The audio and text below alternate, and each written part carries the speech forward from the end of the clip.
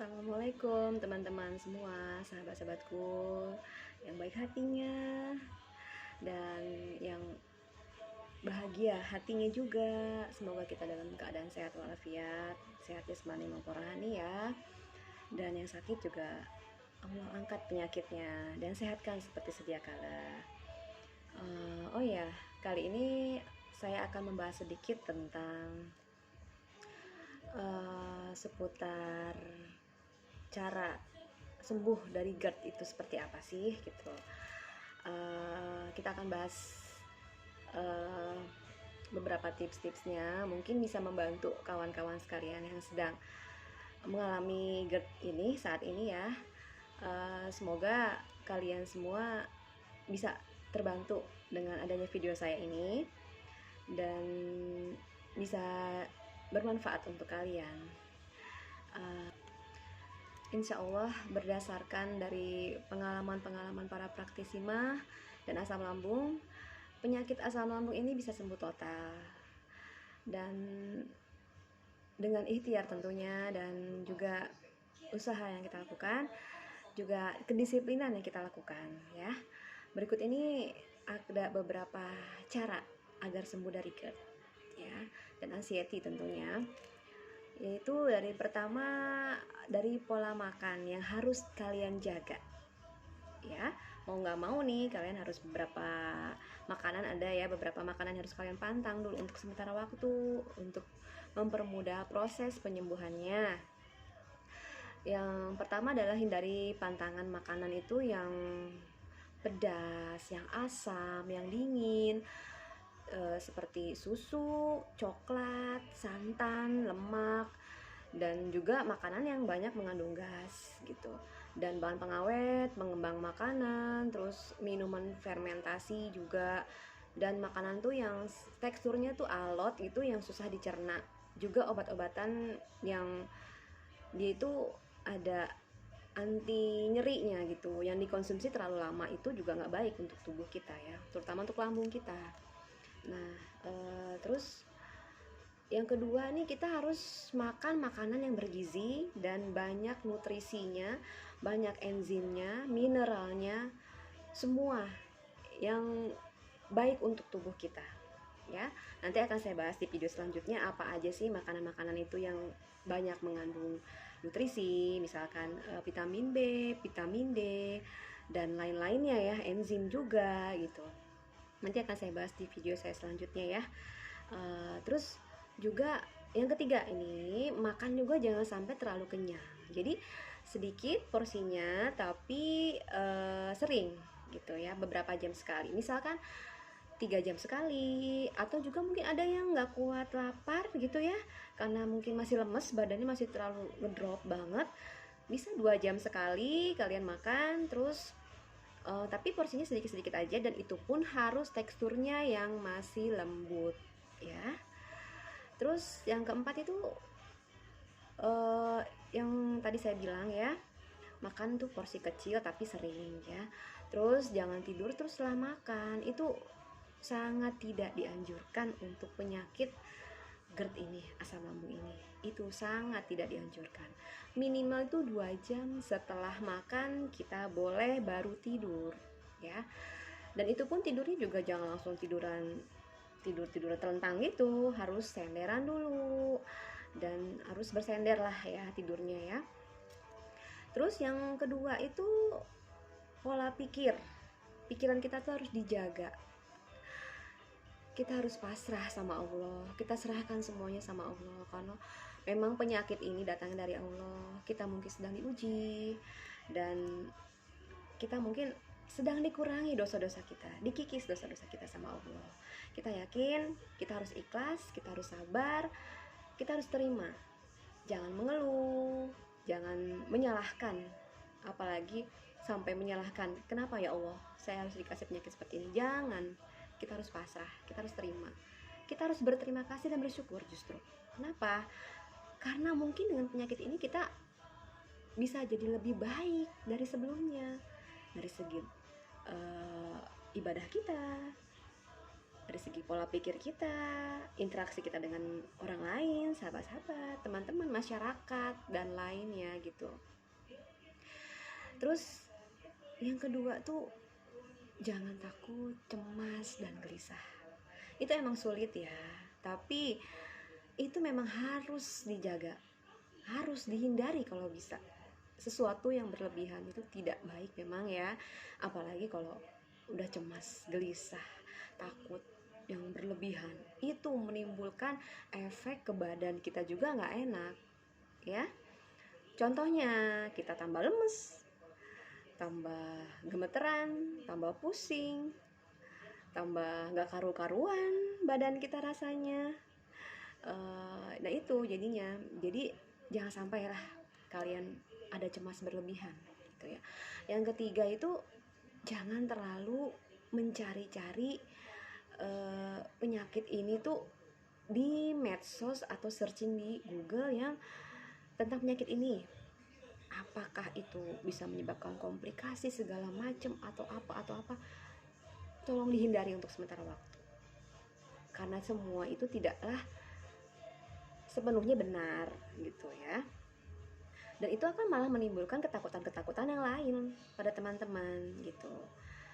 Jadi kalau bisa dihindari sementara waktu sampai kalian benar-benar sudah merasa bisa kendalikan kecemasan kalian, dan hanya sekedar untuk tahu bagaimana cara menanganinya dan cara untuk menghindari penyakit ini tuh apa aja sih gitu, obat-obatnya gitu ya, yang baik, yang bagus itu nggak apa-apa, asal jangan terlalu berlebihan sampai cari ini efeknya gimana, nanti akan menimbulkan apa gitu, jangan ya, karena belum tentu semuanya berita itu yang ada di medsos itu benar ya. Yang selanjutnya itu yang ketiga, yang keempat ya, itu kita harus lebih banyak lagi beristighfar,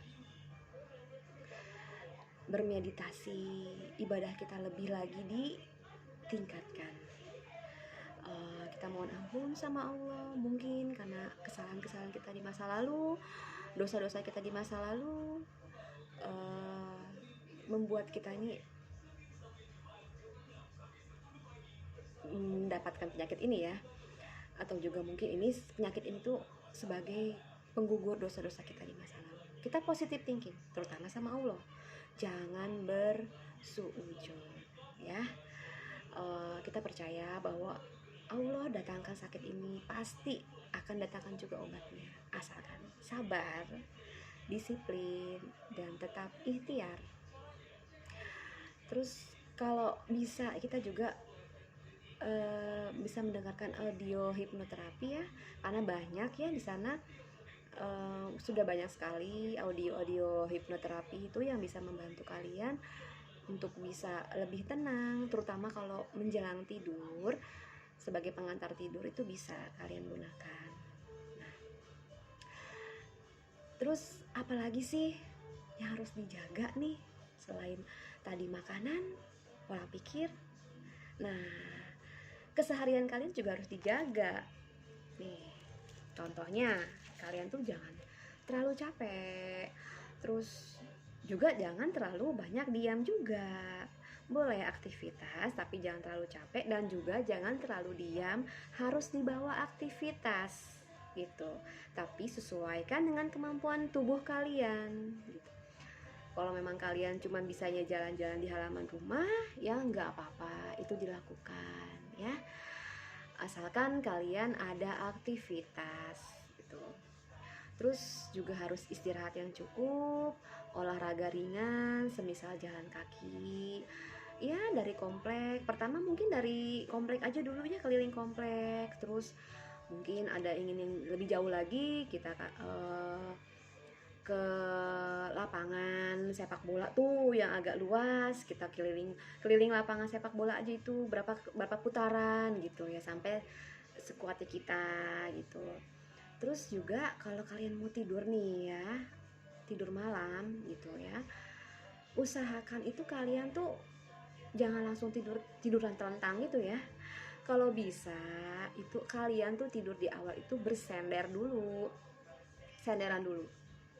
Nanti kalau kalian sudah nyenyak atau pulas tidurnya, iya kalian tidur telentang juga nggak apa-apa, karena kita emang udah nggak sadar ya kalau udah tidur nyenyak itu udah pulas gitu, kita udah nggak tahu lagi gaya tidur kita kayak gimana ya. Itu sih tidak apa-apa, yang penting kalian pas awalnya itu kalau bisa diusahakan tidurnya senderan dulu ya. Terus harus tidur juga, harusnya tuh 8 jam kalau bisa, 8 jam. Eh, dari jam 9 tuh kalau bisa udah harus tidur ya, sampai azan subuh ya kalian bangun. Harus tidur nyenyak agar mempermudah proses penyembuhan dalam lambung kalian ini gitu. Terus juga yang tadi saya bilang, ibadah juga harus diperbagus, harus diperbaiki lagi, harus lebih rajin lagi, harus lebih istiqomah lagi ya tentunya. Juga harus konsisten, jangan sholatnya juga jangan sampai bolong-bolong misalkan. Yang sunah-sunahnya itu dikerjakan gitu. Dan hubungan kita dengan antar manusia juga harus baik ya. Itu tadi sosialisasi dengan masyarakat juga, jangan terlalu mengurung diri di dalam rumah, jangan terlalu berdiam diri di dalam kamar gitu. Kita harus sosialisasi ya, karena dengan cara kita ngobrol sama teman, sama tetangga mungkin itu akan sedikit mengurangi rasa cemas kalian, akan sedikit mengurangi rasa sakit kalian, bahkan mungkin akan sedikit melupakan sakit kalian untuk sementara waktu.